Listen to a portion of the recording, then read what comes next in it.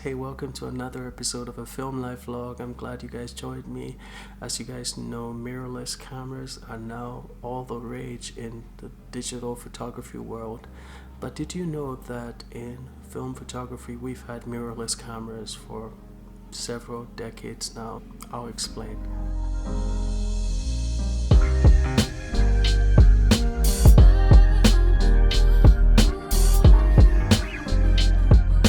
This is an SLR known as a single lens reflex. Number one, there's a single lens attached to this, and number two, there's a reflex mirror that you can see in there. How this works is that this mirror is angled at about 45 degrees, and basically your light is coming through the lens, it hits the mirror, that image is projected through a series of lenses up here in the viewfinder mechanism here, and then you are essentially able to see exactly what you're composing.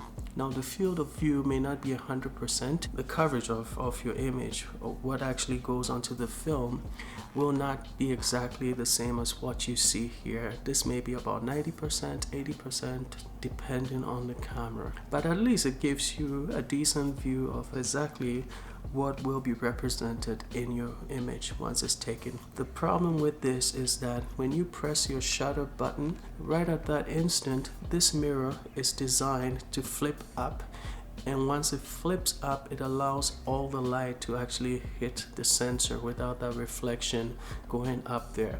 Now the movement of this mirror in bright settings, when you're shooting with high speeds, it's not really an issue, but in dimly lit situations, when you have to shoot at speeds of say 1/15 of a second or lower, it becomes an issue. The vibration of that mirror can actually cause a blur in your image, because a little bit of vibration when the shutter is open for a relatively longer period of time can cause a slight blur of the image, and so you end up with an image that is not as sharp as it should be. Some advanced SLR cameras have a mechanism, a mirror lockup feature, whereby you compose the image with the mirror down, but when you're about to take your image, you turn on your mirror lock feature, which essentially flips this mirror up and keeps it up even before you press your shutter, and there is no extra movement of the mirror, and thereby making your images sharper. Rangefinder cameras are essentially mirrorless cameras, because rangefinder cameras do not have that mirror built in. Now, if they don't have that mirror built in, then how do they function in terms of composition? Right now, with this camera here, if I look through this right now, yeah, nice and clear. The mirror works really well. You can see the image really bright in the viewfinder. But here, for example, I have my Canon 835F rangefinder camera. This is one of my favorite rangefinder cameras that I have here. And as you can see, this camera here has a lens that is not detachable, and I will explain why this is designed exactly this way. And number two, take a look at the position of the viewfinders. If you look, the viewfinder here is directly right in the middle of this camera here, whereas over here the viewfinder is to the side. I'll explain why it's designed exactly this way. So as I mentioned, rangefinders are essentially mirrorless cameras because they do not have that reflex mirror built in. And so technically, they don't have to deal with that issue of the mirror and the vibrations, potential vibrations from that mirror, as I explained. So how do they focus? They usually have prime lenses, such as you see here, and the lenses are usually attached to the body. And the reason why that is the case is because of the rangefinder mechanism. The term rangefinder means you're trying to determine the range of your subject or your object from the camera. And how it works is that all rangefinder cameras have two windows. They have a primary window that you see right here, and this window here is linked to your primary viewfinder here, and that gives you your main field of view. And remember, that is located to the side of the lens here, so you're not seeing exactly what is being composed because it's shifted to the side a bit.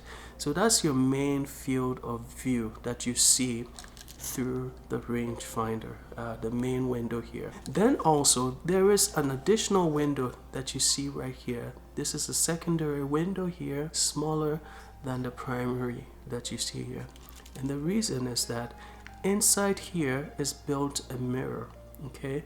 And that mirror is angled to send light through here to your primary window here. That mirror that is built in here is also attached or linked through a mechanism to the back of this lens here. So as I adjust my focus on this lens, it actually shifts the mirror back and forth, and as it shifts it back and forth, you will literally see a larger image. Within the larger image, you will also see a smaller rectangle, and in that smaller rectangle you will basically see an overlap of two images, one from this main window and the other from the mirror in this smaller window here. This smaller window here will give you that smaller view within the larger view. This whole system is calibrated in such a way that as the two images align, the object that you're focusing on is exactly in focus. And that is the rangefinder mechanism. The characteristics basically of a rangefinder camera is that it has the rangefinder mechanism with these two windows.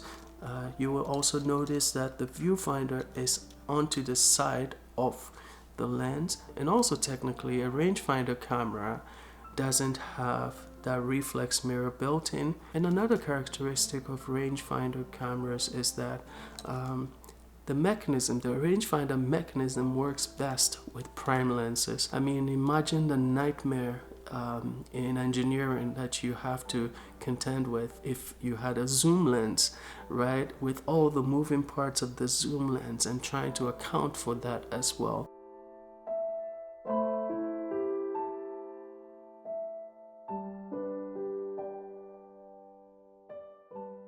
Number one is the fact that they're mirrorless, which is a great thing.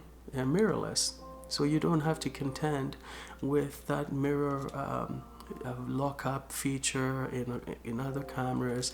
You don't have to contend with that vibration issue that I talked about. So technically the images should be a lot sharper, especially if you're shooting in low light situations.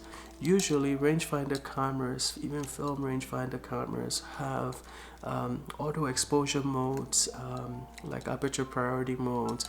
For a camera such as this, for example, all I have to set is the ASA and make sure that my image is in focus, and the camera does all the work for me. I have other rangefinders as well, such as this one here, which is the Yashica Electro 35, which I did a review of. I will put a link right there. You can click on it and add it to your playlist. This camera, for example, has auto exposure mode as well, as you can see on the lens here. And this auto exposure mode is basically aperture priority mode, because you're able to set your aperture and the camera will determine the shutter speed that you should shoot with. And that's all you have to worry about. The lens is attached, you can't remove it. It has the viewfinder mechanism built in, and also, as you can see, the viewfinder is off to the side, as you can see. And here is the smaller window that I was talking about that allows in that secondary view. Here's another rangefinder camera, the Canon Canon 28, and same principle. You can see the secondary window and the primary window right there. Lens is attached, and this one here also has an aperture priority mode. It's basically determined from this ring over here, and once you set your aperture, the camera will set your shutter speed. One of the pros can also be a con. Actually, they're really fun to shoot with. If you are a film enthusiast, if you just enjoy working with film cameras, every single exposure you have to go in there and literally make sure that your image is in focus, get your aperture right. Some of these rangefinder cameras, that smaller image that you see in the viewfinder to help with the alignment and the focus, it's often depending on the lighting condition, sometimes you'll find it to be really hard to tell when it's aligned or misaligned, because it's such a small area, right? And that can be a bit cumbersome as well. For every single image, you have to look through that to make sure that it's in focus. And imagine if you're shooting children who are moving around and you are trying to get those two images to align. It's literally impossible to shoot moving targets with that sort of system. So I would not recommend a rangefinder camera. Number one, if you're shooting active kids, that is not going to work very well. If the kids are sitting, if they're stationary, I mean, by all means, that's gonna work. But if they're moving around, it's not gonna work. Subjects that are moving around, it's not gonna work very well. Street photography, when you're shooting subjects that are walking towards you or walking away from you, or vehicles and stuff, it's not gonna work very well unless you do a system of anticipation, and that's a system that I've applied in the past. So oftentimes what I would do is I will guesstimate. I mean, if this object or my subject is about 15 feet away from me, I would just set it to 15 or set a target distance to 15, and when my subject approaches that particular target distance, I just shoot. And oftentimes I get images that are in focus. If you want to focus on a specific thing like an eye, or you need an object or a subject that is really stationary, using rangefinders really helped me to appreciate the photography process. It sort of is a middle ground between a really easy, mindless form of photography like using a point and shoot camera. You don't have to think about anything at all. And a manual camera, using a manual camera whereby you have to do all the work. You have to figure out your aperture, your shutter speed, and combine it with your ISO of the film, and to get a good exposure. At least with this, it will you just have to worry about the focusing and worry about the aperture in most of these cameras, and the camera will do the other work for you, really. So it's a sort of a nice middle ground. There's a parallax effect, right? So you're not getting exactly the composition as exactly what is going through the lens here.